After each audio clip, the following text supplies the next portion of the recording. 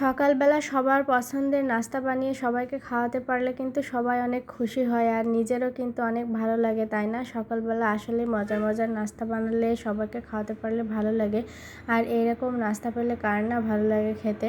তো আজকে কিন্তু খুব মজার নাস্তা বানিয়েছিলাম, মানে আমাদের কাছে পছন্দের আর কি। আমি সুজি আর পরোটা তৈরি করেছিলাম, ঘিয়ে ভাজা পরোটা। আর এই সুজিটা আমি মাঝে মাঝে রান্না করি, এরকম মশলা আর ঘি দিয়ে একসাথে ভেজে নিই। আর এই সুজি রান্না করতে কিন্তু আমি একদমই দুধ ব্যবহার করিনি, মানে বেশি করে ঘি দিয়েই ভেজে নিয়েছিলাম। সাথে মশলা, কিশমিশ, বাদাম এগুলো কিন্তু দেওয়া যায়। আর দুধ দিলে কিন্তু টেস্টটা অন্যরকম হয়, আর শুধুমাত্র ঘি দিয়ে ভাজলে টেস্টটা অন্যরকম হয়। তবে এটা একটু কড়া করে ভেজে নিলেই ভালো হয়।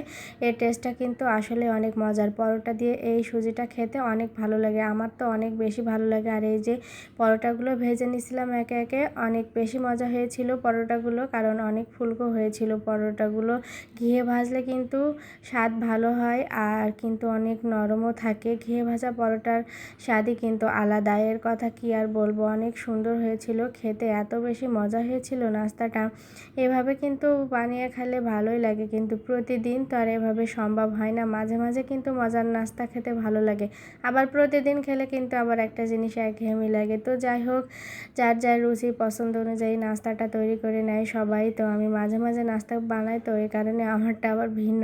একটা ডিম পোস্ট করে নিচ্ছিলাম, ডিম পোস্ট দিয়ে পরোটা খেতে আবার আমার ভালোই লাগে ডিম পোস্ট। আর সাথে কিন্তু এরকম নাস্তা এক পিস বড় সাইজের পরোটা নিয়েছিলাম, সাথে সুজি নিয়েছিলাম আর একটা ডিম পোস্ট। গরম গরম ঘিয়ে ভাজা পরোটা, ডিম পোস্ট, সাথে সুজি রান্না, এই নাস্তাটা খেয়ে রান্না বান্না কাজকর্ম শুরু করলে আর কি লাগে বলেন। তবে এরকম নাস্তা যদি কেউ বানিয়ে দিত গৃহিণীদের, তাহলে তো আর কথাই থাকতো না, তাহলে কি না মজা হতো না। কিন্তু না, আমাদের তো সবাইকে বানিয়ে খাওয়াতে হয়। তো যাই হোক, নিজে একটু আয়েশ করে নাস্তাটা করে নিলাম। নাস্তা করে অনেকগুলো কাজ করে নিয়েছি, তারপরে কিন্তু আবার রান্না শুরু করেছিলাম। আমি শাক রান্না করছিলাম, শাকটা কিন্তু আমার ভালোই লাগে খেতে, তবে আমার বাসায় তেমন কেউ পছন্দ করে না বলে অত রান্না করা হয় না। এটা কলমি শাক, আমার বাচ্চারা একটু খাবে আর আমি তো এইটুকু রান্না করে নিলাম। আর এই সবজিটা রান্না করব মাছের মাথা দিয়ে। মাছের মাথাটা কী দিয়ে রান্না করব এটা ভেবেই পাচ্ছিলাম না। তো বড় মাছের মাথা হলে ডাল দিয়ে রান্না করলেই ভালো হয়, বা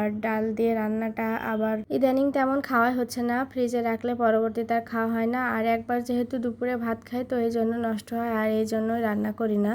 তরকারি দিয়ে রান্না করে নিলাম, পেঁপে দিয়ে, ভালোই লাগছিল খেতে। আর বাইরে গিয়েছিলাম সন্ধ্যাবেলা, মোহাম্মদপুরে কিন্তু অনেক মজার মজার খাবার পাওয়া যায়, স্ট্রিট ফুড, তো এখানে আবার গিয়েছিলাম।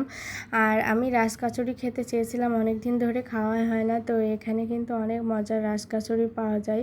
আমি আর আমার ছেলে গিয়েছিলাম, ওদের পাপা গাড়িতেই বসেছিল, ও আর নামেনি, তো আমরা দুইজন খেয়ে নিয়েছিলাম এখানে দাঁড়িয়ে দাঁড়িয়ে। অর্ডার দেওয়ার পরে একটু দেরি হয়, তো সেই টাইমটা আমি একটু ভিডিও করছিলাম। এখানে অনেক জ্যাম থাকে, বাট রাস্তায় তো এখন অত বেশি জ্যাম নাই, মানে স্টুডেন্টরা তো অনেক সুন্দর একটা ব্যবস্থা করেছে। এদিকে আমার ছেলে তো ওয়েট করতেছে কখন দিবে, ও মনোযোগ দিয়ে দেখছিল কিভাবে তৈরি করতেছে, ওরা তো আর সইছিলই না। আর এই যে রাজকাচুরিটা দিয়ে দিয়েছে, এত বেশি লোভনীয় ছিল, দেখেই তো বুঝতে পারছেন অনেক বেশি মজার। তবে সব জায়গাটা এমন মজা হয় না। আমার ছেলে আর আমি অনেক মজা করে খেয়েছিলাম, তবে আমরা দুঃখের বিষয় শেষ করতে পারিনি।